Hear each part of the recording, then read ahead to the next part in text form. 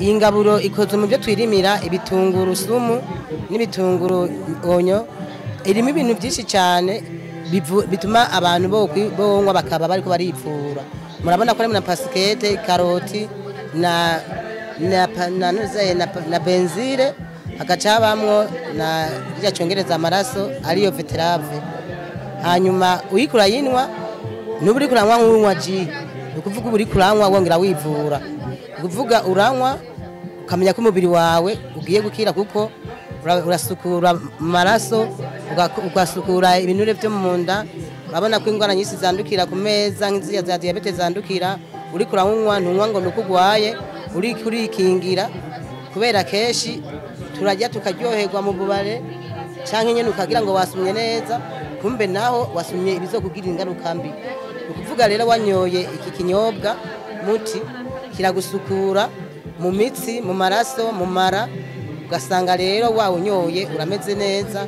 ndetse naho wawunywa uri kuragwara amaso birasubira hasi bikanahera mu gihe abari ugifatwa uranywa bigahera hari ntahe mwoba mufise zabamaze kuyinywa iyi ngaburo kuyihereza hakagira ikibafashije turabafise hariho n'uwawunyoye ndafise n'amahode aho yavuga ati jengeye naronka umuti hama ndafise n'uwitwa Habonimana Dioneze yawunyoye yariziwe yuko ari ibindi bintu agwaye acarawunywa ni telefone yiwe ndayifise acarakira we yanyoye ibikombe 2 gusa mbega bayinywa gute rero banywa yose umuntu anywa gute oya si canke si umuvinyu canke si ugwagwa canke si mege urashira mu kavere kajya kavere kikakarahuri ukanywa naho ukanywa nk'imisi 2 gacuhera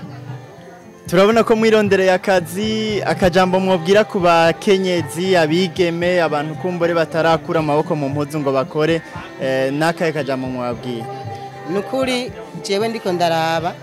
uno munsi murabona umuntu wese yabataraja mu ishirahamwe aragowe kandi benshi barashaka kujayo bakabura uburyo naho bavyumvira dusaba yuko ababishoboye nka Nakobe yozirigisha cyane itembera amakoperative benshi hariho n'uboronka umutahe akanka kuburekura yibaza ko baca bamwiba ariko ntushobora kwiba kuko muri koperative abantu baranganya umutahe cyangwa ububizi akabisigurira abandi cyangwa ababishoboye gukora bagakora abantu bakabonera ku byo bariko barakora ni ukuvuga ko n'abantu babashinga ntahe boza barumviriza abadamu babo amusavye nko kugira je yinjire akinjira canke akaza akegera bariko barakora kugira ngo bamwize kuko umutahe uva mu mutwe uva mu mutwe kugira dukoreshe ubwenge bwacu ko nk'ubu iri cupa ndiko ndariguje 30 numva naho tuba twari kumwe turi abantu 5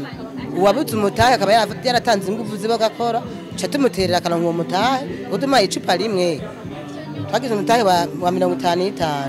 numva tugurishije amacupa 2 yadufashije gukora twaba turamaka zobandanya kwa tukazokira mu